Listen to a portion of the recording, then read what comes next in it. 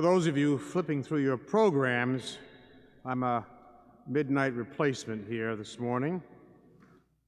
Actually, 6:15 this morning at my breakfast place. So, and you could have blown me over with a feather when they informed me this morning that the Mass was our Mass of La Salette 2 days early. So, we have the Gospel and the homily for 24A. Today's Gospel opens with one of Peter's straight-on questions. Lord, if my brother sins against me, how often should I forgive him? As many as 7 times? Peter thought he was being quite generous.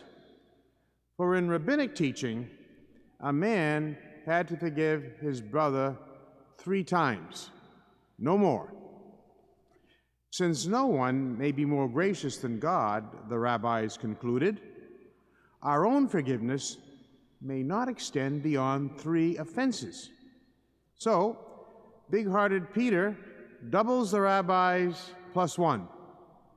How about 7, Lord? To his surprise, Jesus is not impressed. Not 7 times, I tell you, but 77 times. In other words, you may not attach a number to the times you forgive.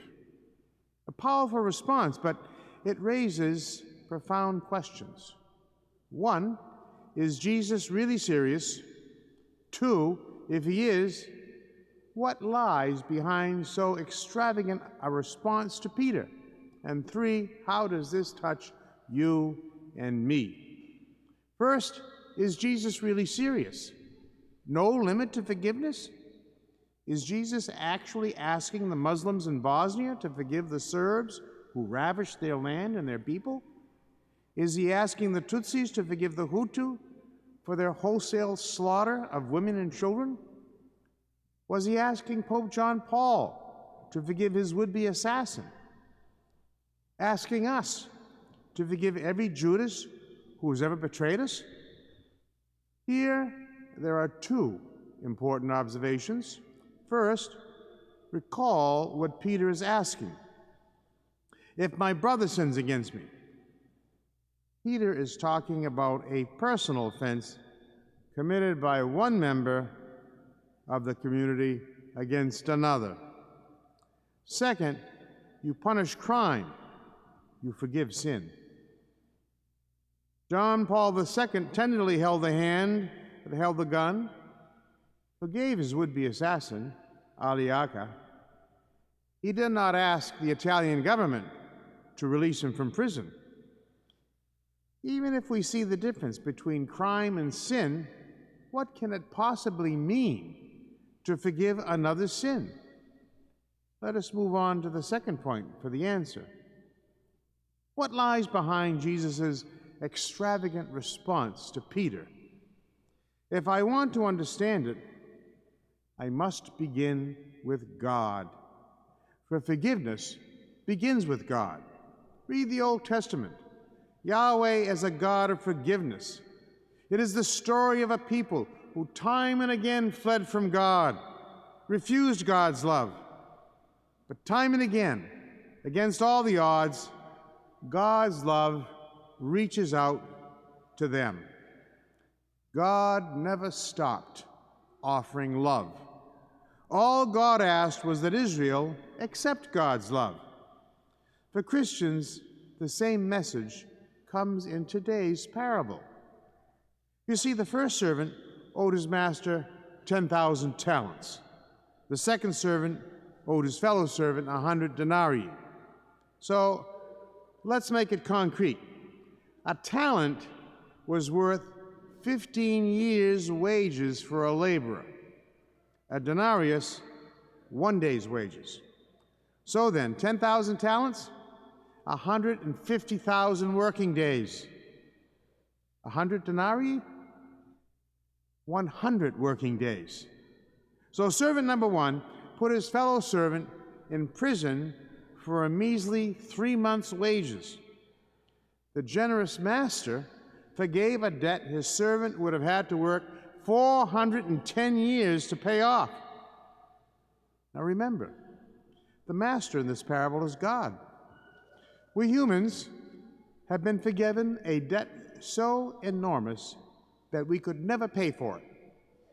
Nothing any man or woman can do to us can compare with that debt. Is it any wonder Jesus says there should be no limit to our willingness to forgive? Third, let me open the parable to your Christian imagining. I say your own because it is not my task to tell you precisely what to do. Not mine to insist that you sit down and cancel every debt owed to you. My function is to help you to see Jesus, not with my eyes, but with yours. To open your ears to his voice. So what are you saying to you? Each of you should be merciful primarily because each of you has received mercy. God washed you in baptism. You owe God. And owing God calls for gratitude. The gratitude will be genuine if you are compassionate, as your Heavenly Father is compassionate. How? Again, different strokes for different folks. We do not find ourselves among the poorest of the poor in sub-Saharan Africa. For most of us, compassion is not very dramatic. Yet the least in the kingdom call for our caring. The trouble is, we tend to dole out our love, including our forgiving, to those who can prove they deserve it, those we like, those who say thanks, those who may repay a kindness in kind. No, in forgiving and caring and loving, we are not to look at human merit. More importantly, we look at God and we remember that without any merit of our own, we have experienced his forgiveness. He has canceled a debt infinitely greater than the servant's 410 years. Should you not have compassion on your brothers and sisters as I had compassion on you?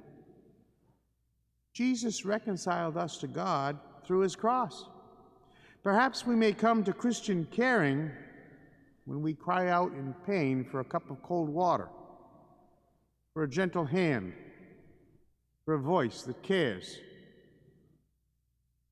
When we discover, with the poet Francis Thompson, how little worthy of any love we are. How little worthy.